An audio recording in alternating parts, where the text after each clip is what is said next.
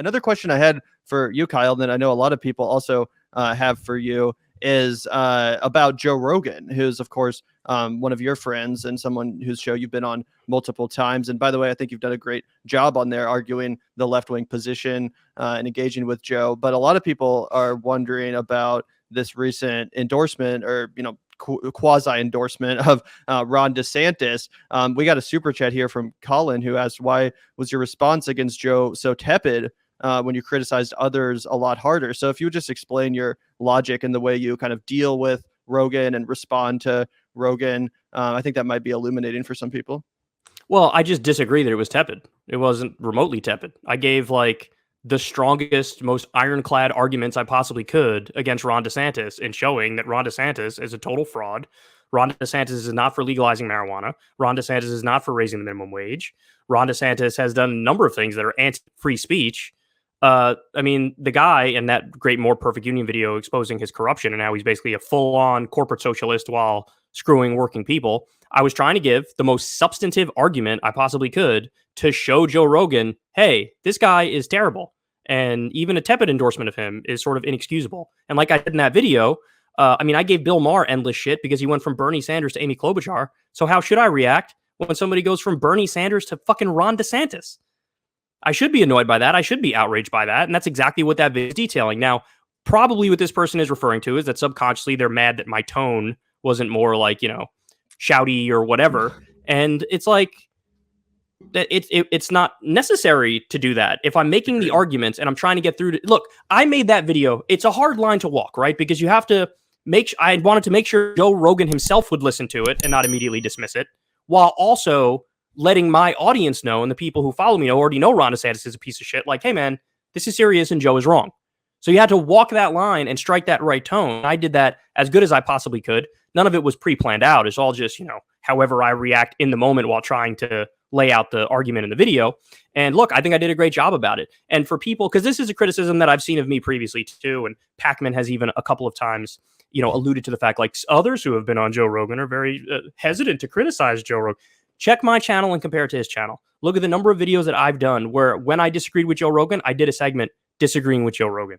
I've done it a number of times, and I've done it quite a bit recently. There was one time where I think he said something about UBI, how now he's against UBI. I covered that, and I was like, this is nonsense. And I showed how his Reddit turned on him as well. There's been a number of these. Me and Crystal on Crystal Kyle and Friends, when he came out against, I think it was paid paternity leave, her and I did a segment where we literally showed the fucking graphs and compared the U.S. to other countries and showed just how screwed our working people are versus people over there. And that if Joe cares about working people, look, you got to change your mind on this. And he did change his mind on that, by the way. So not only am I saying the things that are relatively correct, but I actually have the track record of changing his mind on some of these things. Now, look, maybe I don't end up changing his mind on the Ron DeSantis thing. Fine, then I'll just keep criticizing him and saying, I think you're wrong about this. And that's all that I could do. You know what I'm saying? But I guess I'm a little sensitive to that criticism of like, oh, you're going softer on him or whatever. When it's like, what I do is I give people credit where I think they deserve credit, and I disagree with them and explain where they're wrong when I think they're wrong. And that's exactly what I did with Rogan. I've done it in as substantive a way as possible. And if you want me to scream and yell,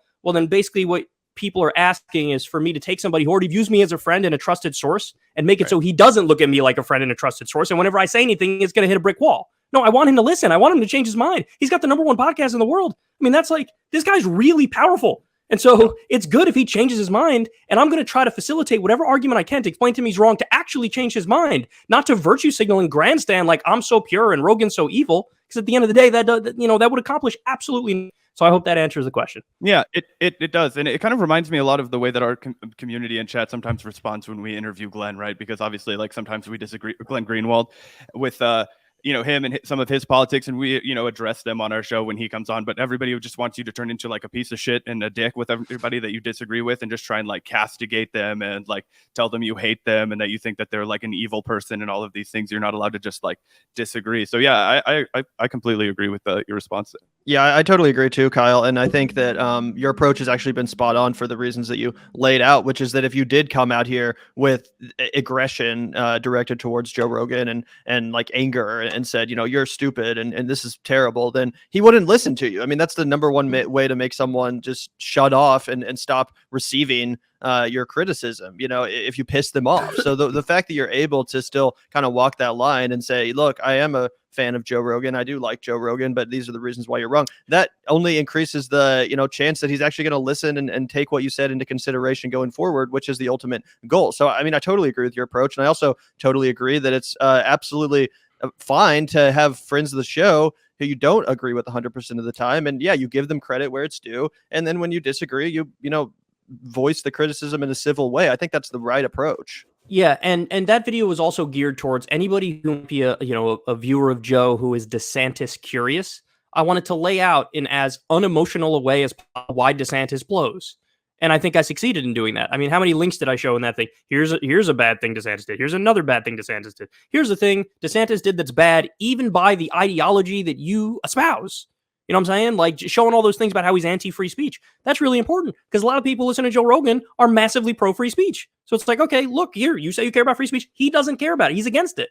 And so if you lay it out in as unemotional and as clear a way as possible, it's about changing Joe's mind, changing anybody's mind who's DeSantis curious, while also trying to say to, my own base of fans who likes me and who's already on the left, look, I'm going to represent our position in a very clear way. But again, I get it. Some people get upset that like, hey, you're not yelling, you're not screaming. Yes, I'm more likely to yell and scream about something if, number one, it's super egregious, and number two, I don't really know the person, or I view them as like an avatar of power and elitism and corruption. You know what I'm saying? So like, yeah, I'm more likely to yell if it's like a politician, you know what I'm saying, or some CEO, somebody I definitely don't know. I'm more likely to yell in that situation than I am if it's somebody who I know means well, but who is genuinely wrong about something. So, I don't know. I would say sometimes the correct response, depending on the facts in question, are to calmly explain in as clear a way as possible. And sometimes, depending on the heat of the moment, et cetera, maybe the answer is to raise your voice a little bit. But it all depends on the context. It all depends on who you're dealing with. And suffice to say, I think this video with Joe, anybody who goes and watches it cannot walk away saying, I didn't make a very ironclad case as to why Ron DeSantis should never be president. You know what I'm saying? Yeah.